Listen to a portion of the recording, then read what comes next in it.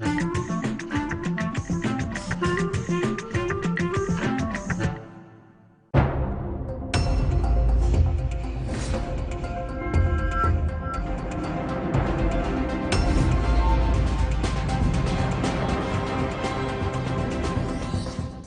à tous, bienvenue sur Public Sénat. De retour ici à Lyon pour ce sommet international sur le climat et les territoires. Deuxième journée de conclusion où aujourd'hui, normalement, on devrait avoir toute une série d'annonces qui seront faites de la part des élus de terrain, de la part des entreprises, de la part des associations pour s'engager en vue du climat. Vous savez qu'hier, François Hollande a fait un grand discours qui a permis aussi d'annoncer que les collectivités auront le droit d'avoir une sorte de fonds, d'avoir un peu d'argent également pour pouvoir intervenir sur le réchauffement climatique. Sommet très important ici à Lyon au Conseil régional de Rhône-Alpes. Deux invités m'ont rejoint ce matin pour ouvrir ces travaux. Je vous présente Michel Samon, que vous connaissez sur notre antenne, qui vient régulièrement, présidente du R20, c'est le réseau qui mobilise l'ensemble des régions. Nous parlerons également du rôle des femmes, très important, notamment sur le développement durable et sur l'énergie, énergie positive bien évidemment. Et à vos côtés, Pierre Canet, qui est responsable développement durable, climat, énergie, WWF. Vous connaissez cette association, fameuse association, on le voit sur votre pins, avec le panda, qui est le symbole évidemment de cette association. Michel Samon, honneur aux femmes bien évidemment, parce que c'est important cette mobilisation des femmes dans le secteur des climats, de l'activité du territoire également. Elle est essentielle. Vous ne pouvez pas proposer des solutions sans y associer les femmes. Et je l'ai mesuré au Maroc il y a un mois à peu près, où nous avons réuni les femmes marocaines pour le climat. Plus de 600 personnes présentes, avec des personnalités internationales, dont Mary Robinson, qui est l'émissaire de M. Ban Ki-moon pour les femmes pour le climat. Et nous avons décidé de mettre en place un fonds vert pour les femmes. Et ce fonds vert sera alimenté justement pour pouvoir permettre, dans un esprit de solidarité entre les territoires et aussi les femmes, pouvoir permettre à les femmes de développer des entreprises, qu'elles soient des start-up ou autres. Et je pense que c'est essentiel. Pourquoi ? Je suis allée à Shanghai pour un événement sur le climat, notamment dans une ville importante qui est Shenzhen. Et nous avons décidé de convoquer une conférence des femmes chinoises pour le climat, fin octobre.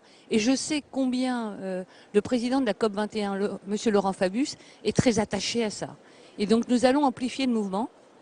Et je n'exclus pas, je réfléchis là-dessus avec d'autres, pour pouvoir avoir un moment fort pendant la COP21, des femmes dans le monde. Vous savez que maintenant avec Internet ça peut aller très vite. Ça peut aller très vite.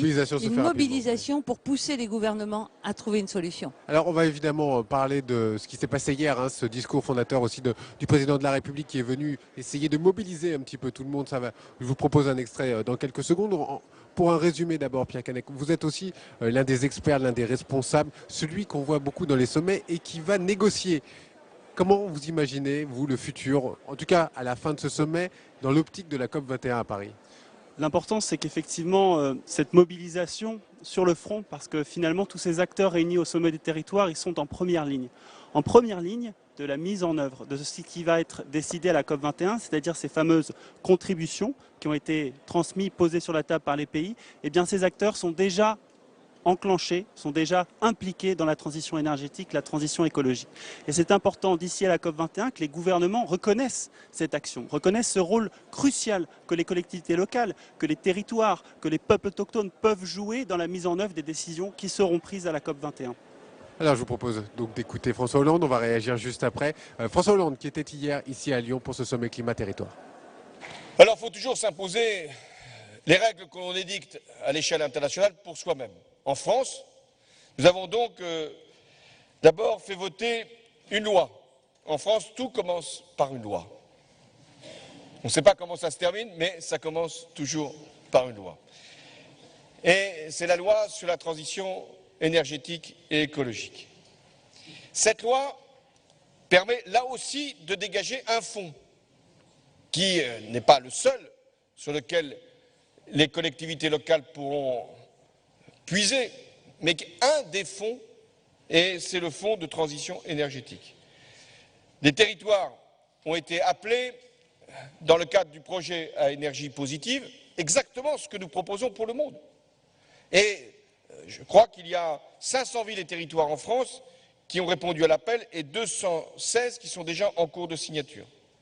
Ça pourra générer 1 ou 2 milliards d'euros très rapidement de travaux. Créer, on parle de 100 000 emplois dans le secteur du bâtiment, des énergies renouvelables, de l'économie circulaire, des nouvelles technologies. Ce que nous avons vu d'ailleurs tout à l'heure à Lyon en était l'illustration. La Caisse des dépôts, son directeur général est là, va mettre en place 15 milliards d'euros pour le financement de la transition écologique et énergétique. L'Europe, c'est le plan Juncker, même esprit. Dégager des fonds supplémentaires pour les infrastructures, pour les énergies renouvelables, pour également l'efficacité énergétique, l'économie circulaire, les transports. Eh bien, pour le monde, nous devons avoir ces fonds-là à un niveau encore plus important, mais essentiellement dédiés aux pays en développement et aux pays qui veulent accéder aux technologies. Ah oui, ce sont des annonces très importantes qui ont été faites par François Hollande hier. Michel Saban, on voit bien que les collectivités, l'argent, c'est encore le nerf de la guerre, on l'a rappelé à nombreuses reprises hier, mais cette fois les collectivités vont avoir un rôle majeur, et notamment après les annonces qui vont être faites en fin de journée aujourd'hui. Parce que je pense que depuis Copenhague, c'est la première fois où on associe autant les acteurs locaux et territoriaux.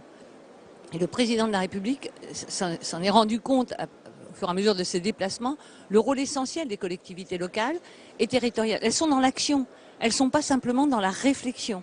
Et donc à partir de là, pour pouvoir permettre une poussée, je dirais, vers une solution à Paris, parce que c'est aussi ça l'essentiel. Moi je vais vous dire, j'étais à la conférence de Yamoussoukro, le président de la République en a parlé. Dans la déclaration de Yamoussoukro, nous avons décidé de faire voter 1% des budgets municipaux, c'est 196 communes en Côte d'Ivoire, dédiées au climat. C'est énorme. Et c'est dans la digne prolongation, je dirais, de la décision qui a été annoncée hier. Je souhaite que ça soit amplifié dans tous les pays, justement, parce que les pays du Sud sont concernés, mais ils ont envie de progresser. Ils ont envie d'être dans cette dynamique. Et moi, je suis très attentive à ce qui va se passer un peu partout, que ce soit au Sénégal, que ce soit au Bénin. Et je crois que le président de la République s'y rend, parce que c'est là aussi. Il est sur place aujourd'hui, et c'est bien pour cela. C'est aussi en vue de la COP. Il y a d'autres choses, mais c'est vrai qu'il faut mobiliser les pays du Sud. Et vous, Pierre Canet, justement, quand vous faites partie de ces négociations, les pays du Sud, on a besoin de les aider, d'autant plus avec des sommes d'argent très importantes. Mais pas que cela. Tout à fait. Et le président de la République l'a rappelé hier. La question clé, c'est de savoir combien d'argent. Parce qu'actuellement, les financements qui sont mobilisés ne sont pas à la hauteur. Il y a cet engagement de Copenhague de 100 milliards dédiés au financement, à la lutte contre le changement climatique. Ces 100 milliards, on attend toujours d'avoir un peu plus de visibilité sur la trajectoire d'ici à 2020. Vous voulez dire quoi? Ce n'est pas clair pour l'instant? Pour l'instant, il n'y a pas de gage donné sur cette trajectoire vers 100 milliards. C'est-à-dire que nous avons à peu près récolté 10 milliards pour le fonds vert cette année, sur 3 ans. La question, c'est de savoir comment on arrivera à 100 milliards d'ici à 2020 sur l'ensemble des financements de lutte contre le changement climatique et peut-être relever cette ambition après 2020. Oui, Ces questions des chiffres comme ça, 100 milliards, ça peut paraître énorme, évidemment, pour tout le monde, mais c'est difficile à récolter et puis il faut l'organiser, donc c'est très compliqué à mettre en place. Si vous comparez les 100 milliards à côté des subventions qui sont mises sur les énergies fossiles, par exemple, vous arrivez à 2000 milliards, donc finalement 100 milliards, c'est très peu. Qu'est-ce que vous appelez énergie fossile pour nos téléspectateurs, pour qu'ils comprennent bien? Qu'est-ce que vous appelez énergie fossile? Pétrole, charbon. Donc c'est vraiment des subventions et des soutiens qui sont apportés à l'industrie pétrolière. Et en même temps, si vous n'apportez pas ce soutien à ces industries, ce sont des emplois en moins. Donc de toute façon, il y a un moment donné... Non, il y a une transition à construire. Et cette transition, elle est possible via notamment des subventions dans le secteur des énergies renouvelables. On voit que les financements dans les renouvelables, c'est actuellement 250 milliards. Il faut porter à 500 milliards si on souhaite effectivement porter à plus grande échelle le développement des énergies renouvelables. Michel Saban, on voit bien qu'on dérive un petit peu de l'emploi de ces... Moi, je veux parler d'actions et de projets réalisés. Et des projets réalisés pour les peuples. Le président a dit quelque chose aussi très fort. Il a dit il faut intervenir dans les transports, dans tout ce qui touche à la question des déchets, tout ce qui touche... Et ça, nous avons des actions. Le R20, là, qui est une ONG qui aujourd'hui essaye non seulement d'apporter des solutions, mais de faire des actions. À Oran, à la wilaya d'Oran, nous avons mis en place une usine de retraitement de déchets. Elle est en train de se réaliser, mais en parallèle, nous sommes en train de former la population au tri sélectif. Et en même temps, nous formons une centaine de jeunes, filles et garçons, sortis du système scolaire, Je veux dire qu'ils n'ont plus de chemin pour travailler dans cette usine de retraitement de déchets, ce qui crée des emplois. Et je crois que c'est une méthode, une pratique que nous devons pratiquer partout. Et si on peut se donner les moyens, et moi je pense à cette jeunesse, et c'est là où vous avez raison, et nous sommes je dirais en pleine cohérence, c'est qu'il faut apporter ces solutions financières, tant mieux, Oui. mais aussi des solutions pour vivre. Et c'est pas la planète qui est en danger, c'est l'humain qui est en danger.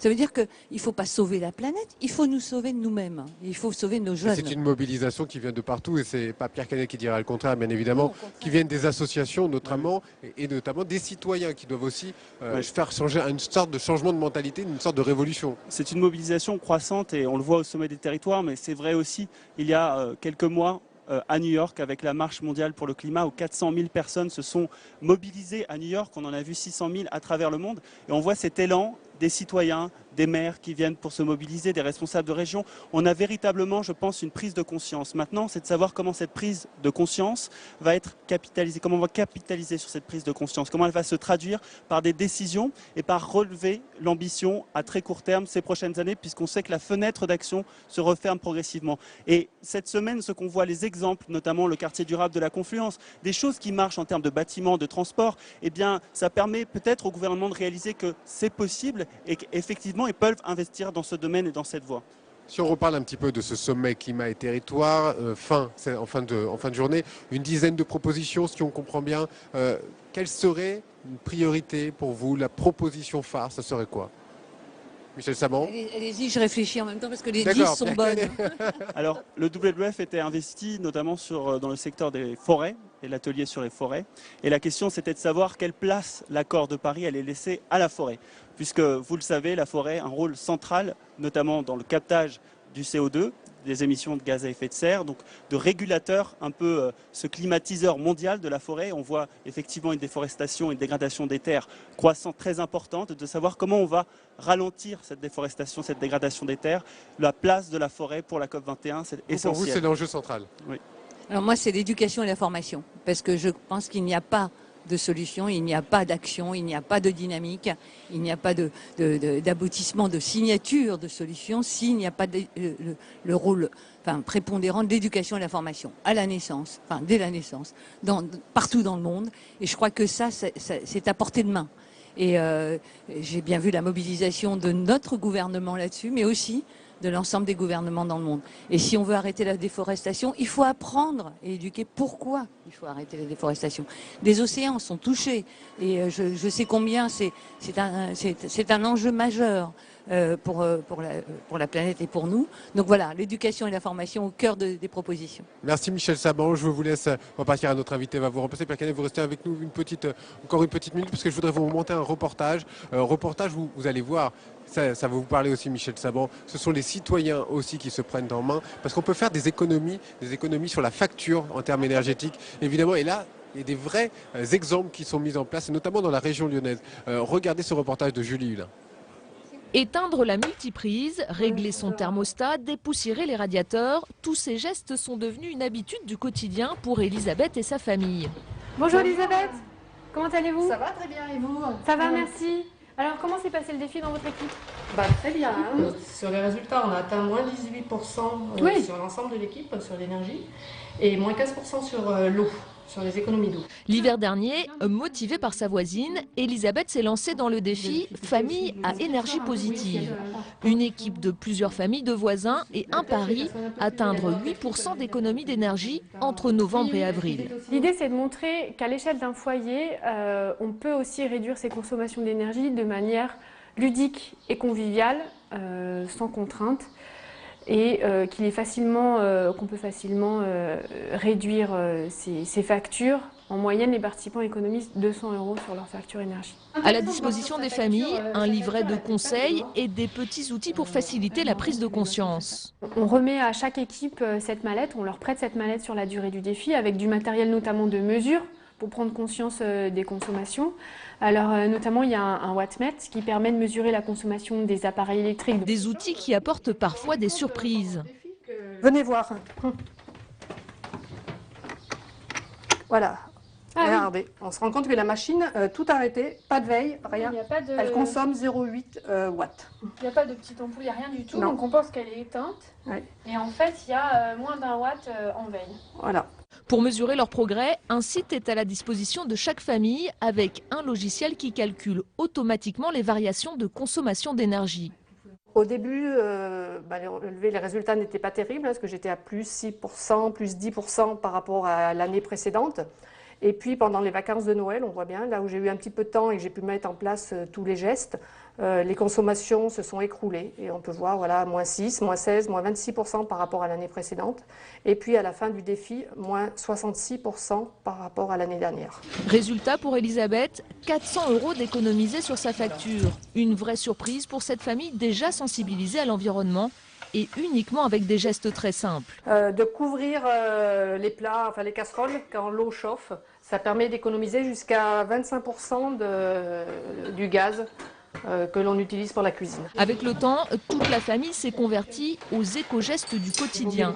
Lionel, le papa, aimerait que certaines douches soient encore raccourcies, mais surtout que la prise de conscience s'élargisse. J'ai un regret, c'est qu'en fait, au niveau de la famille, d'un groupe d'amis, on y arrive très bien. Mais ce que je regrette un peu, c'est qu'au boulot, on laisse toutes les lumières allumées. Au boulot, on met la clim à fond. À la mairie, on va voir la douche dans les vestiaires du stade qui va couler tout le temps et qui ne s'arrête pas. C'est dommage. L'hiver prochain, la famille se lancera peut-être à nouveau dans le défi. En Rhône-Alpes, elles sont déjà plus de 1700 à avoir joué le jeu de l'engagement pour le climat.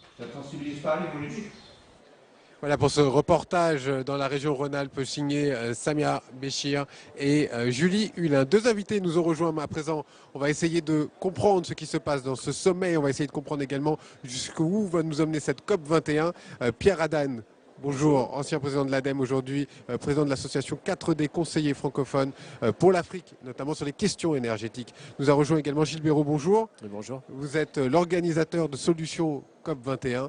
Vous êtes aussi le président du comité 21. Donc la solution COP 21, on y va tout droit. C'est-à-dire que là, de ce sommet ici à Lyon, on est parti pour aller jusqu'au mois de décembre, novembre-décembre. Ça va nous emmener à Paris. On est parti, ça y est. Jusqu'où? Oui, complètement. Et ce qui est particulier cette année dans ce sommet, comme dans d'autres rendez-vous, c'est que c'est multi-acteurs. En permanence, on est... Soit les collectivités invitent les autres acteurs, soit les entreprises invitent les autres acteurs. Et c'est ce qui nous mène, et c'est la particularité cette année, c'est d'être dans les deux dimensions. Et on est aussi dans deux autres dimensions, qui est à la fois une négociation. On a besoin de ce texte à Paris, on a besoin des engagements des pays, mais on a besoin des solutions. C'est comment on va mettre en œuvre ensuite l'après Paris 2015 et comment surtout on va le mettre en œuvre, non pas seulement avec les experts, mais avec tout le monde. Et avec les citoyens en priorité, parce qu'on l'a vu dans ce reportage, ça concerne d'abord notre vie quotidienne. C'est pour ça qu'on est au Grand Palais, parce que c'est le symbole des expositions universelles, et ce sera un endroit complètement ouvert au grand public. Et imaginez, on est sur les Champs-Élysées en période de Noël, au Grand Palais, et c'est tout symbole d'un lieu qui s'ouvre.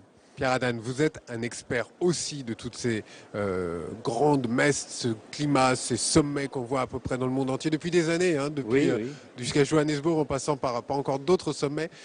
Vous le voyez comment, vous, cette COP 21 à Paris? Je rappelle que la COP, évidemment, c'est ce grand rassemblement autour du climat, parce que quand on entend les gens, ils ne savent pas forcément ce que c'est la COP 21. Oui, alors vous savez que les travaux scientifiques qui ont été faits nous disent qu'il ne faut pas qu'on dépasse un réchauffement de 2 degrés.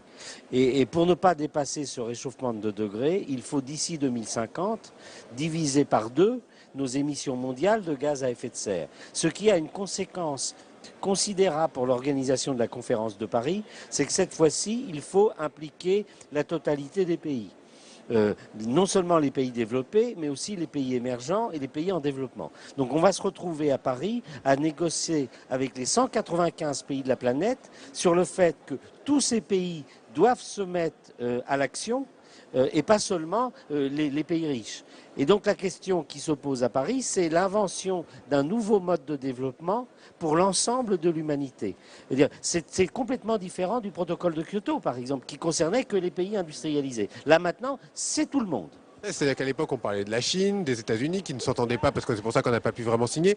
Mais là, on part complètement dans le monde entier, c'est-à-dire qu'on va aller de l'Afrique en passant par l'Amérique du Sud, le monde entier. Alors avec, ici, on est à Lyon, pour une séance de préparation qui est une séance de préparation, comme l'a dit Gilles, qui concerne l'ensemble des territoires. Et donc cette question de l'implication des collectivités locales, de l'implication des acteurs, ce n'est pas uniquement les pays industrialisés. Par exemple, vous avez ici le maire de Dakar qui va expliquer le plan climat qui a été fait à Dakar, qui est l'équivalent de celui qui a été fait à Paris, qui est donc aussi soutenu par la région Île-de-France. Et donc on a ce maillage territorial qui couvre l'ensemble des pays de la planète.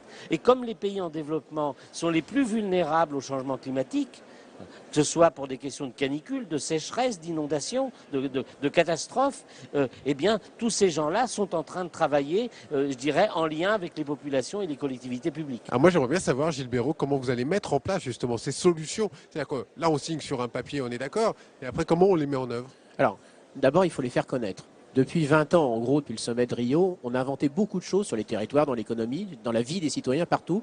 Maintenant, on a besoin de massifier. Mais pour massifier, il faut qu'on règle plein de questions. La première question, c'est celle du financement. Hier, le président Hollande a dit que les collectivités devaient accéder à des financements. Absolument. Mais c'est vrai pour tous les acteurs. Donc la première chose, c'est les financements. La deuxième, c'est les talents et les compétences. Et il faut faire monter le niveau de compétence des gens, il faut attirer les talents sur ces sujets, et y compris les start-up, y compris tous ceux qui inventent la société de demain et qui innovent. Et la troisième partie, c'est celle de l'acceptabilité. Et ça, c'est les citoyens. Il faut qu'on ait envie. C'est peut-être ce qui est le plus dur. Mais regardez la science-fiction aujourd'hui. Lisez les bandes dessinées de science-fiction, j'adore ça, mais c'est dépressif. Du temps de Jules Verne, on avait envie d'avenir, on n'a plus envie d'avenir. Donc c'est tout le travail qu'il faut qu'on fasse. C'est une société dont on a envie, mais pour ça, il faut s'adresser aux 2 milliards de personnes qui n'étaient pas nées au XXe siècle. C'est ces 2 milliards de personnes-là pour qui on travaille, et 3 milliards de personnes vont arriver d'ici 2050. Ils n'ont pas l'histoire. Pierre Hadane. Alors là-dessus, je suis justement moi en train de faire un travail qui va être restitué pour la conférence de Paris. Expliquez-nous tout. Comment 50 familles dans le monde peuvent réussir leur vie dans un monde qui réussit la négociation climat. Comment va se passer la vie des gens? Parce que le problème, c'est pas seulement de sensibiliser les personnes, c'est qu'un père ou une mère savent dire à son enfant comment sa vie va se passer entre 2010, 2030, qui est l'horizon de la nouvelle négociation, et puis 2050 et au-delà. Comment ça va se passer sur l'énergie, sur l'alimentation? Vous avez quelques exemples à nous donner concrets? Comment va se passer notre vie d'ici 2030, 2050? Alors, vous voulez quel type de personnage? Dans quel territoire? Prenons un père de famille, peut-être, qui élève... Où ça, géographiquement? En région parisienne, allez. Allez, en région parisienne. S'il est dans le centre de l'agglomération, bien évidemment, aujourd'hui, on n'a plus vraiment besoin de voiture, entre le vélo, les transports collectifs. Son logement va bien évidemment être petit à petit isolé, rénové. Et donc, d'ici le milieu de ce siècle, l'ensemble du patrimoine bâti va être refait. Et puis, cette famille, elle va probablement aussi changer un peu son alimentation, des produits de proximité, et peut-être aussi une alimentation un peu moins carnée. Donc, vous voyez qu'on a là des explications. Il va falloir à se donner. former à une forme de révolution, je le répétais tout à l'heure, je remploie encore une fois ce mot. C'est une révolution dans notre tête, dans nos mentalités, dans notre quotidien. C'est bien ça, hein, Gilles? Oui, mais aussi, le travail que fait Pierre éclaire l'avenir. Mais l'avenir, nous ne le connaissons pas. Et il faut montrer aux jeunes, notamment, mais à tous les autres, qui savent aujourd'hui. On sait aujourd'hui qu'on ne connaît pas les métiers, on ne connaît pas 50% des métiers de 2030. Je crois que tout le monde est à peu près d'accord sur ce sujet.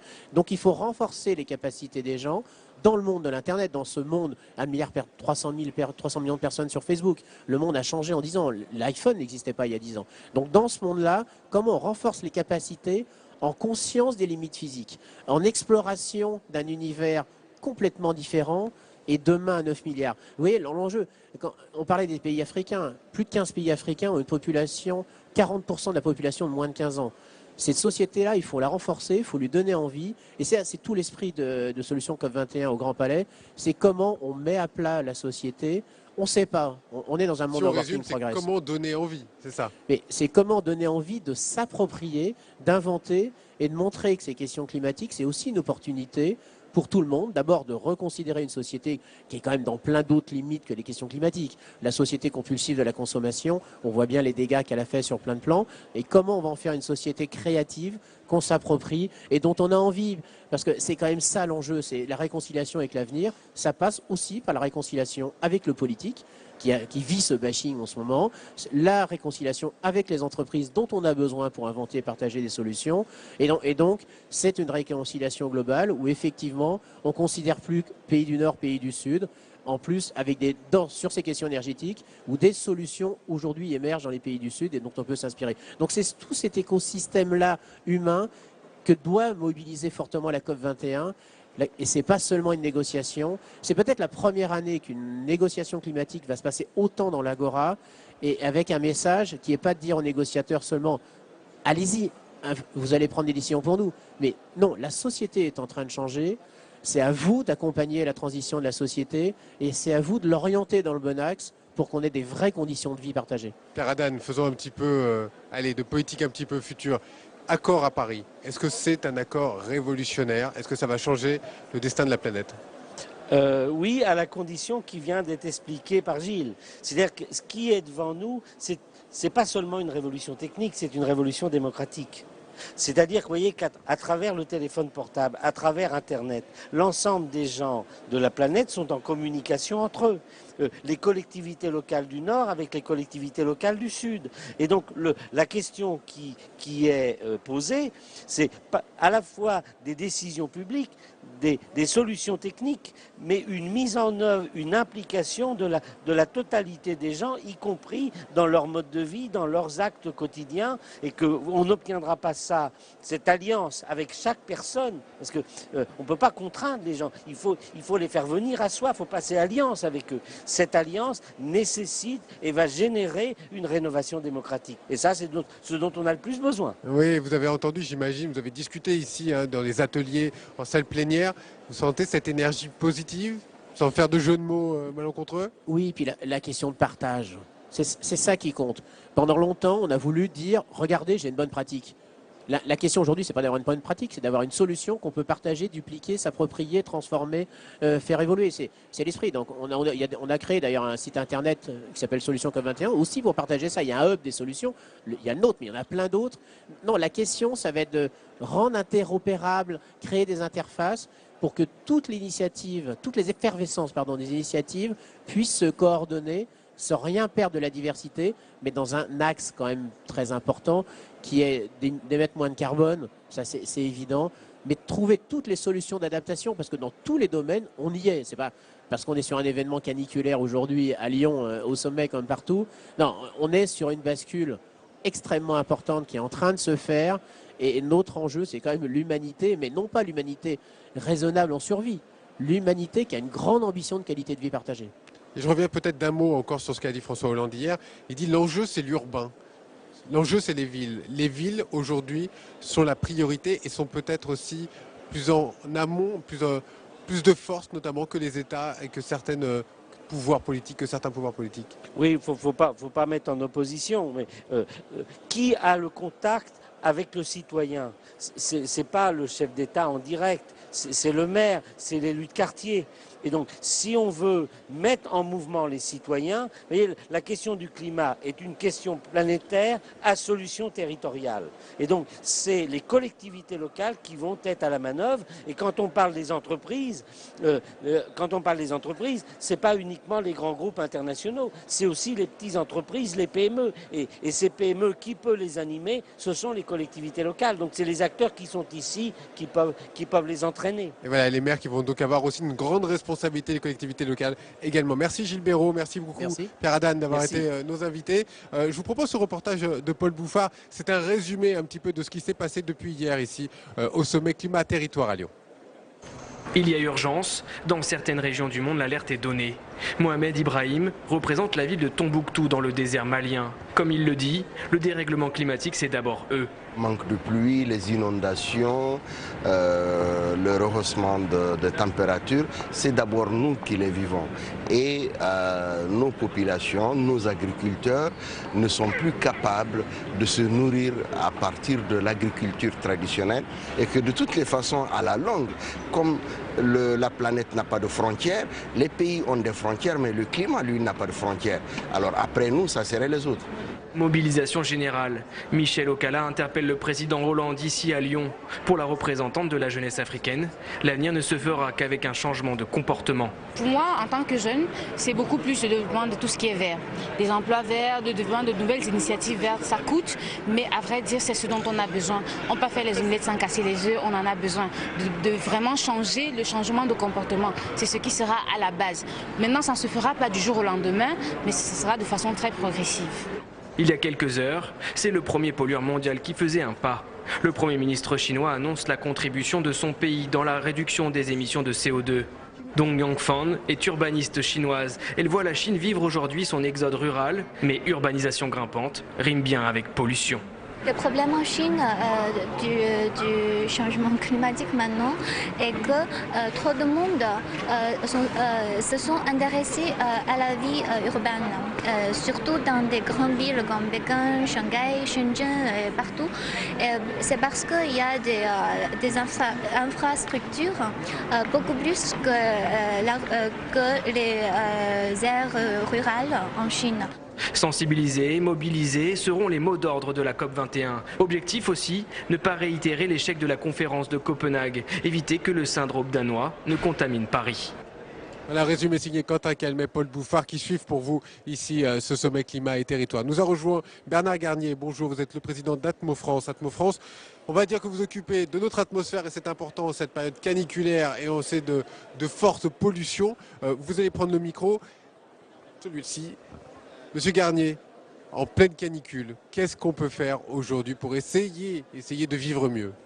Ce que j'ai envie de dire, et c'est aussi la raison pour laquelle nous sommes présents à cette manifestation, si j'ai un message à donner, c'est dans les travaux préparatoires de la COP21, n'oublions pas l'air et la santé. Alors, ça semble évident à le dire comme ça. Non, c'est important parce que vous avez l'impression de dire que c'est oublié. J'ai un peu l'impression, et c'est plus qu'une impression, que ce n'est pas tout à fait un thème qui est bien repris. Or, on sait très bien aujourd'hui que dans les débats qui tournent autour de l'énergie et du climat, la question de la pollution est une véritable préoccupation. Dans les différents sondages qui ont eu lieu ces dernières années, on s'est aperçu que la préoccupation environnementale, la première des Françaises et des Français, c'est effectivement la pollution de l'air.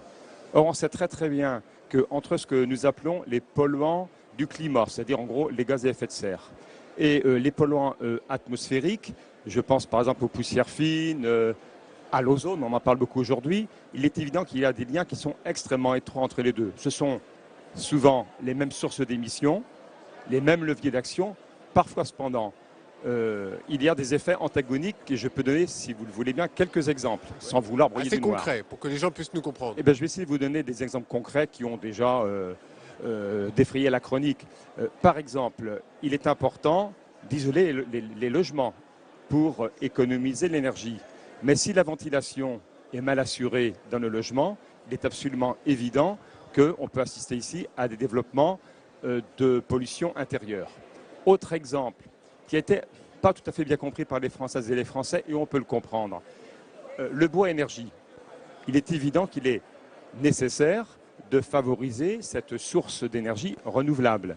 Ceci étant, si elle est mal utilisée, par exemple, quand on utilise des foyers ouverts, c'est-à-dire lorsqu'il n'y a pas d'insert, il est évident que si on utilise très souvent pour se chauffer des foyers, ce qu'on appelle ouverts, eh bien, il y a des dégagements de pollution atmosphérique très importants dans l'atmosphère. Aux cheminées, c'est bien ça?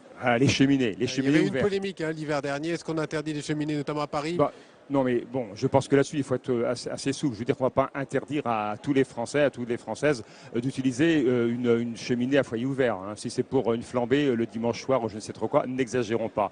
Mais si effectivement, on s'aperçoit qu'un certain nombre de personnes utilisent systématiquement tous les jours, au cours de la période de chauffe, des cheminées à foyer ouvert, si je prends l'exemple de l'Île-de-France, j'avais de la peine à le croire, mais les mesures que nous avons effectuées, Air Paris, montrent très bien que la pollution liée à ce type de chauffage est très importante, y compris en Île-de-France, dans le pourtour de l'Île-de-France. Voilà, donc il ne s'agit surtout pas de dire que le chauffage au bois c'est mauvais. Au contraire, il faut favoriser la biomasse et le chauffage au bois, mais dans de bonnes conditions. Monsieur Garnier, si on comprend bien aujourd'hui, vous dites n'oublions pas la pollution, n'oubliez pas aussi tout ce que vous faites vous en termes d'atmosphère, évidemment, en termes de pollution.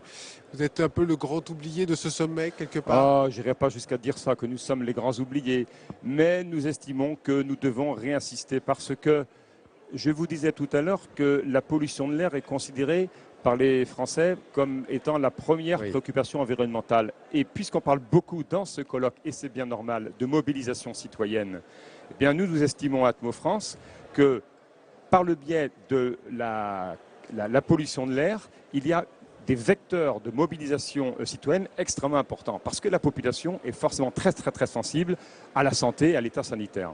Merci en tout cas d'être intervenu sur notre antenne. Pour ceux qui n'ont pas pu voir ou écouter le président de la République hier, François Hollande, qui était à Lyon, je vous propose de revoir cette allocution du président de la République devant ce sommet climat et territoire ici à Lyon. Monsieur le vice-président de la Commission européenne, je voudrais d'abord vous remercier pour les mots de solidarité que vous avez eus à l'égard de la France après l'acte terroriste qui a été commis ici, dans cette région, et qui a profondément marqué les esprits, tant il nous rappelait d'autres attentats qui s'étaient produits au début de cette année en France, et également il faisait hélas une triste coïncidence avec d'autres attentats et attaques terroristes en Tunisie et au Koweït.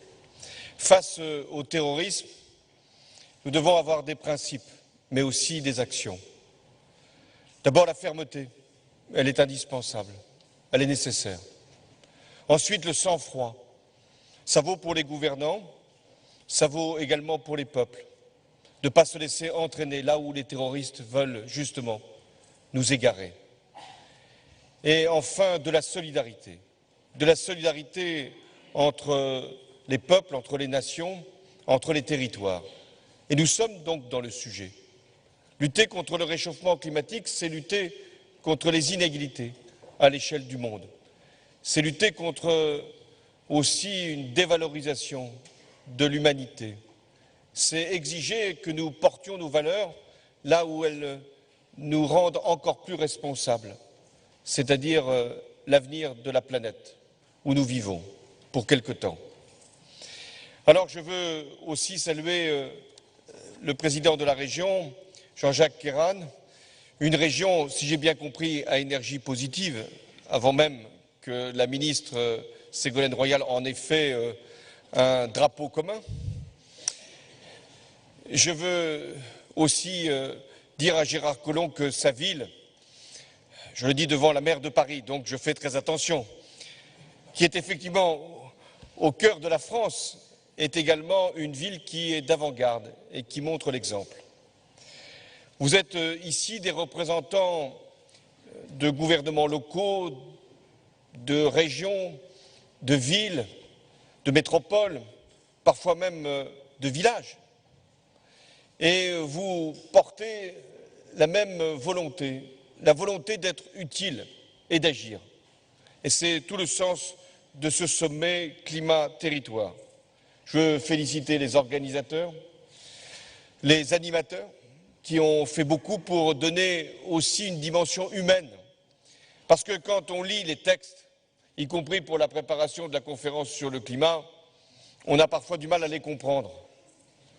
Tellement de concepts, de chiffres, de calculs, où on veut réduire le réchauffement de la planète de 2 degrés, mais on ne sait plus quelle est la référence. En tout cas, on veut réduire le réchauffement, c'est déjà pas mal. Oui, il y a tellement de textes qui s'accumulent les uns les autres et qui finissent par occulter ce qu'est finalement l'attente des populations, mais surtout l'action des États lorsqu'ils sont responsables et des territoires qui, eux, ont anticipé le plus souvent. Et c'est ce que vous avez voulu donner comme témoignage. Je veux saluer aussi les jeunes, non pas parce qu'ils seraient jeunes, ça c'est un destin qui ne pourra pas les mobiliser très longtemps, mais parce qu'ils sont conscients, peut-être plus que d'autres, de la nécessité d'agir. Parce que la planète, elle est quand même pour eux, plus longtemps que pour nous. Alors, à 5 mois de la conférence de Paris, votre rencontre, votre sommet est une étape importante. Elle marque une prise de conscience, je savais qu'elle existait, une détermination collective, et vous aurez l'occasion de la marquer à travers la déclaration que vous publierez demain. Votre réunion aussi accélère la mobilisation des territoires du monde entier, puisque vous êtes ici représentant de l'ensemble des continents. Et parce qu'elle montre que l'action pour le climat est l'affaire de tous, des États, des gouvernants, des organisations non étatiques, c'est-à-dire des entreprises, des associations et des territoires. D'abord, les États doivent prendre leurs responsabilités. À Lima, lors de la COP20, il y a eu une décision très importante qui a été prise, puisqu'il a été établi que chaque pays devait porter une contribution nationale pour fixer des objectifs de limitation des émissions de gaz à effet de serre. Et c'était une première étape dans les négociations climatiques internationales, qui n'avait jamais été franchie jusque-là. L'Europe a également pris sa responsabilité. Elle a rassemblé tout ce que les nations qui la composent voulaient produire pour en faire un document commun, un engagement commun, et qui a été scellé par le président de la Commission européenne, Juncker, et par le président du Conseil européen, Tusk. Mais ça ne sera pas suffisant. La lutte contre le réchauffement climatique doit également mobiliser tous les territoires. C'est-à-dire, aussi fortes soient les contributions nationales, en réalité, aussi vide sera cet engagement s'il n'est pas rempli par les territoires. Et donc j'attends, en tant que chef de l'État du pays qui va accueillir la conférence sur le climat, j'attends de vous tous, la contribution des territoires à la conférence sur le climat. Vous avez déjà beaucoup avancé dans cette direction, puisque ce sommet de Lyon marque une évolution, mais qui était déjà engagée depuis plusieurs années, depuis la conférence de Bali en 2007, jusqu'au sommet de Rio +20, j'y étais, en 2012. Il y a eu des mobilisations de tous les réseaux de collectivités territoriales, des feuilles de route climat des gouvernements locaux et internationaux. La maire de Paris a réuni les maires des principales capitales et il y a eu l'appel de Paris, il y a eu l'appel de Bordeaux, l'appel de Yamoussoukro, l'appel du Québec. Je suis heureux qu'il y ait autant d'appels qu'il y ait de villes, mais faudrait-il encore que ça puisse converger et se rassembler. Votre rassemblement, justement, c'est un moment de dialogue, d'échange, mais également de propositions. Vous abordez tous les thèmes, ceux de la conférence, la mobilité, le transport, les énergies renouvelables, l'efficacité énergétique, l'économie bas carbone, l'économie circulaire, le financement. Et vous avez raison, parce que l'enjeu n'est pas sectoriel, il est global. Il s'agit de prendre toutes les dimensions de toute l'organisation économique, sociale et j'allais dire même politique, pour que nous puissions avoir le résultat. Votre sommet s'inscrit également dans un processus. Il y a un mois, c'était les entreprises du monde qui se réunissaient à Paris, à l'UNESCO, pour préparer la conférence sur le climat. Et c'est dans cette conférence qu'il y a eu une déclaration forte pour qu'il y ait un prix du carbone. Maintenant, on dit un corridor du carbone, mais je ne veux pas compliquer l'exercice. Un prix du carbone pour qu'il puisse y avoir ce signal envoyé à tous les acteurs économiques qu'il y a un coût qui est infligé à la planète chaque fois qu'il y a des émissions de CO2. Ce sont les entreprises maintenant qui portent ce principe, non pas par philanthropie, ça peut leur arriver, parce que les entreprises aussi, en tout cas les chefs d'entreprise, les cadres, les salariés sont conscients de l'enjeu, mais parce que c'est aussi un élément qui doit leur permettre de faire de meilleurs investissements, de meilleurs choix, et également d'être plus compétitifs grâce à ce prix du carbone. Il y aura bientôt aussi la conférence des scientifiques du climat, toujours à Paris, là aussi pour montrer qu'il n'y a plus de débat sur les causes ou sur même l'existence du réchauffement climatique. Et avant, il y avait encore quelques esprits qui étaient embrumés ou congelés peut-être, et qui n'avaient pas encore compris que les données scientifiques étaient incontestables. Eh bien, une nouvelle fois, elles seront rappelées après tant de rapports du GIEC, même si nous savons tout cela, l'opinion publique, les populations doivent être éclairées par la science, par la raison, et pas simplement par la peur ou par l'émotion.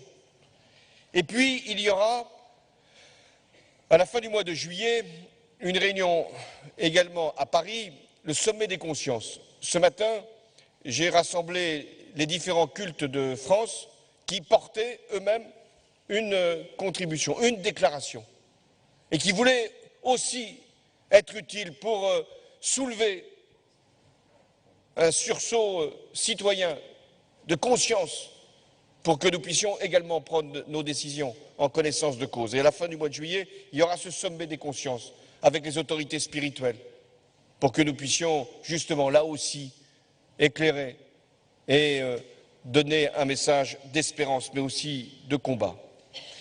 Quel est notre objectif pour la conférence sur le climat à Paris? Nous voulons, maintenant les principes sont connus, une alliance qui puisse reposer sur 4 piliers. Le premier, c'est un accord universel, contraignant, je prends les mots maintenant usés jusqu'à la corde, mais qui signifient quand même ce que nous voulons faire. Universel, ça veut dire qu'il concerne tout le monde. Différencié, ça veut dire que ce ne sera pas les mêmes contraintes ou les mêmes règles qui seront posées selon les pays, on tiendra compte de leur niveau de développement, et puis qu'il soit applicable à tous. Le deuxième pilier pour l'Alliance, si nous voulons réussir l'accord, c'est qu'il y ait des contributions qui soient portées par les pays et qui soient rassemblées et évaluées avant la conférence. Aujourd'hui, il y a une quarantaine de pays qui ont déposé une contribution sur plus de 190. La Chine vient de déposer la sienne et nous avons rappelé, Nicolas Hulot l'a fait, l'importance de cette contribution. Le Premier ministre chinois qui est là en ce moment, en France, a voulu que ce soit en France qu'il puisse faire connaître la contribution de son pays. Et c'est une contribution forte, parce qu'elle porte à la fois sur la réduction des émissions de CO2 par la limitation, voire la suppression à terme du charbon dans un certain nombre de centrales, et également sur des actions qui doivent viser à réduire l'intensité carbone de la croissance chinoise. Alors, c'est encourageant. Et il y a d'autres contributions qui sont en ce moment déposées. On peut imaginer qu'à l'automne prochain, 90% des émissions de gaz à effet de serre seront couvertes par les contributions. Et ça vaut pour tous les pays. Le Maroc a déposé aussi sa contribution. Le Gabon l'a fait. Et si des pays plus pauvres ont besoin d'accompagnement, la France a déclaré qu'elle pouvait accompagner ces pays à travers l'Agence française de développement pour avoir une qualité dans la contribution pour chaque pays. Nous devons aussi, dans cet accord, avoir un aspect, une dimension de financement. Ce sera le plus important. C'est là que ça va se jouer. En fait, que ce soit pour le climat ou pour d'autres sujets, c'est toujours autour de l'argent, du financement, que les choses se font ou ne se font pas. Et faut-il encore savoir comment rassembler ces financements et comment les utiliser. Et puis, la quatrième dimension de l'accord, c'est vous.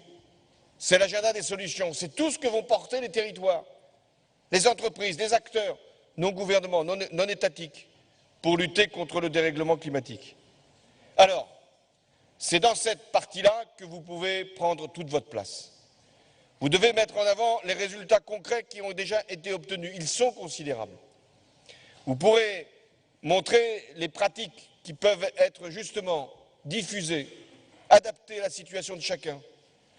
Les investissements qui ont déjà été réalisés et qui marchent dans les domaines de l'économie d'énergie, du renouvelable, des déchets, du transport, de la mobilité, de l'économie circulaire, tout ce que vous faites aujourd'hui ou ce que vous avez à l'esprit de faire demain, et notamment à travers le concept décisif de ville durable.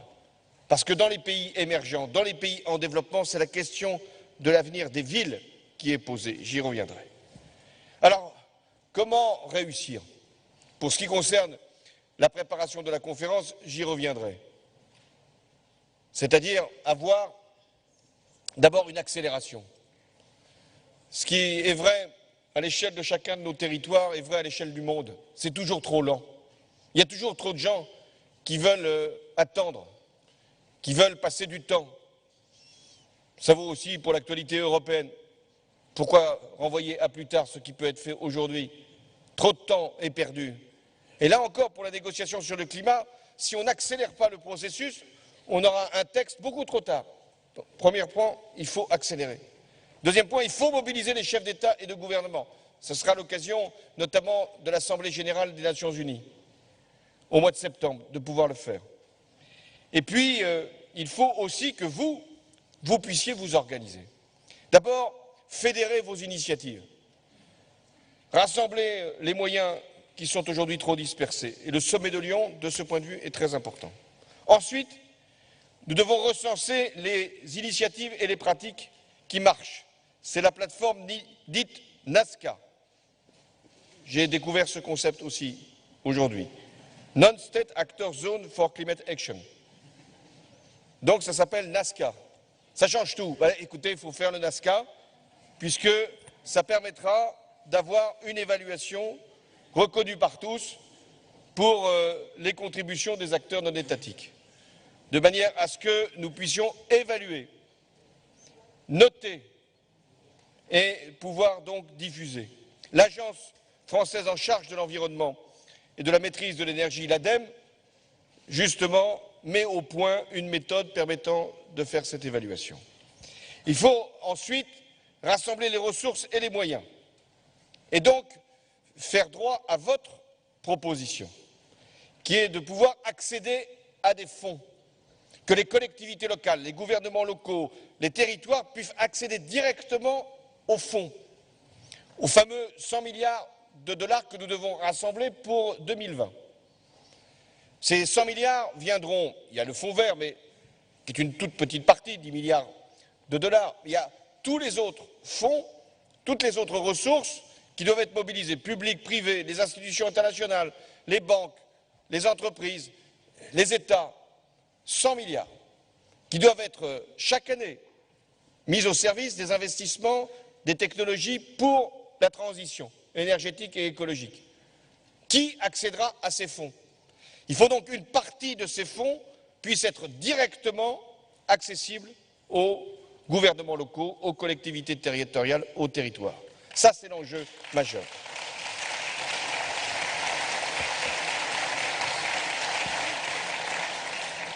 Alors, il faut toujours s'imposer les règles qu'on édicte à l'échelle internationale pour soi-même. En France, nous avons donc d'abord fait voter une loi. En France, tout commence par une loi. On ne sait pas comment ça se termine, mais ça commence toujours par une loi.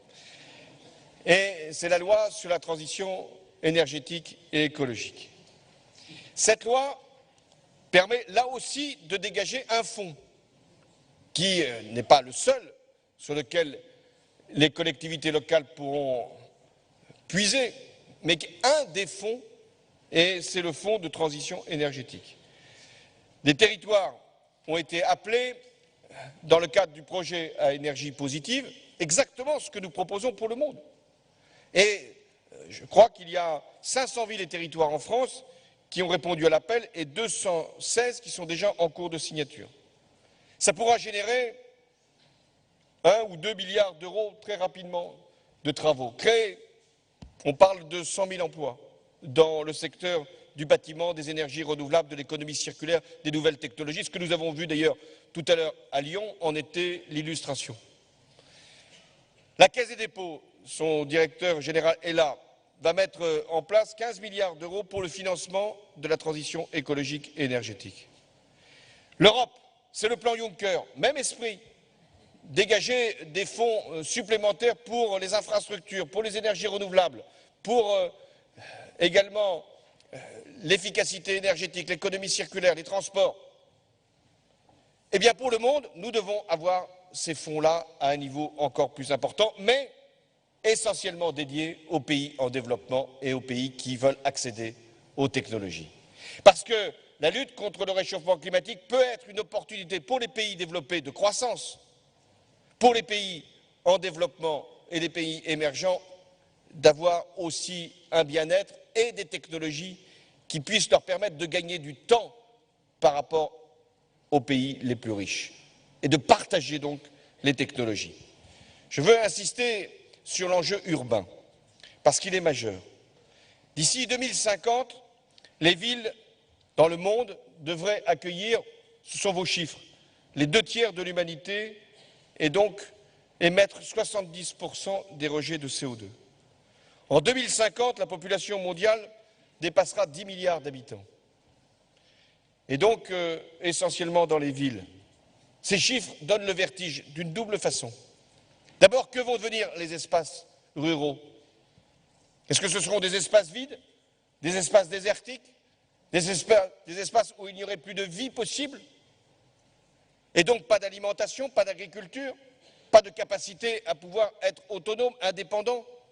Nourrir la planète, ça fait partie aussi de l'enjeu de la conférence sur le climat. C'est en ce moment l'exposition universelle de Milan qui en a fait son ambition. Donc le premier enjeu, avant de parler des villes, c'est de parler des espaces ruraux. Ensuite, nous devons faire des villes différentes de celles qui existent aujourd'hui. Les villes qui sont déjà construites, d'une certaine façon, il s'agit de les reconvertir. Ce n'est pas facile de réhabiliter les logements, de mettre de l'efficacité énergétique. Mais les villes qui ne sont pas encore construites, car dans les pays émergents et les pays en développement, ce sont des villes futures que nous avons à préparer. Comment seront bâties ces villes? Comment seront-elles organisées? Si c'est la reproduction de ce que nous voyons aujourd'hui, c'est une fatalité pour la planète. Ce sont les mêmes villes partout, avec les mêmes gaspillages, avec les mêmes modes de construction, avec les mêmes oublis sur le rapport à l'autre et la capacité de pouvoir développer une démocratie du quotidien. Donc, vous, les territoires, vous devez prendre votre part dans la construction de ces villes durables. J'ai voulu, là aussi, que nous puissions, à travers l'Agence française de développement, être à l'innovation pour ces villes durables. Nous avons voulu aussi qu'il puisse y avoir au niveau européen et au niveau mondial une organisation qui nous permette de mettre nos technologies, nos entreprises, nos modes de développement au service des pays les plus pauvres. Je veux terminer pour vous appeler, vous aussi, à prendre votre part dans la négociation. Cette négociation, je vous l'ai présentée, elle est très compliquée sur le contenu même de l'accord, chacun le sait. Elle est très compliquée dans son organisation, dans sa visibilité. Où se passe la négociation? Il y a aujourd'hui 2 négociateurs qui sont chargés par les Nations Unies de faire ce travail, d'élaborer un texte avec des représentants de tous les pays. Il y a également l'ONU qui joue son rôle, et je veux saluer le leadership de Ban Ki-moon là-dessus. Et puis, il y a le rôle des États et des gouvernements qui seront sollicités ou tout de suite avant la conférence ou dans la conférence. Parfois, dans la conférence, il est trop tard. C'est ce qui s'est passé à Copenhague la dernière fois. Et puis, il y a les territoires. Et moi, je veux que vous soyez associés à cette conférence.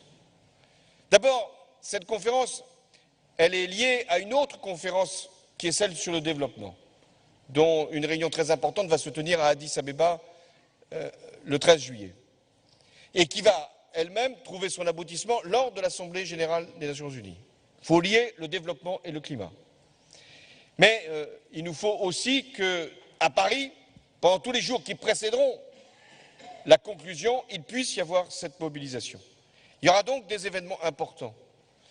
Il y aura un événement pour la jeunesse, puisque À la fin du mois de novembre, il y aura la conférence sur la jeunesse. Le ministre Kader en est pour partie chargé, avec d'autres, où il y aura plusieurs milliers de jeunes qui seront présents de tous les pays du monde. Il faut qu'il y ait cette image et cette volonté, cette implication. Et puis, il y aura une journée dans la conférence qui sera uniquement consacrée aux territoires, où les territoires ne prendront pas la parole, mais participeront à l'élaboration de la négociation et donc de sa conclusion. Nous ne réussirons pas séparément. Il y a la volonté locale, celle que vous portez. Il y a la volonté nationale. Ici en France, il y a, au-delà des sensibilités politiques, aujourd'hui une volonté qui s'exprime de vouloir que Paris soit un succès. Il y a la volonté européenne, elle est là. Et puis, il y a la capacité du monde à se mettre d'accord. Mais s'il n'y a pas, à un moment, la traduction de cette volonté sur les territoires, la conférence, même si elle est un succès, même si elle aboutit à un accord, elle ne se traduira pas dans la vie de nos populations et elle ne pourra pas avoir une portée sur les décennies à venir.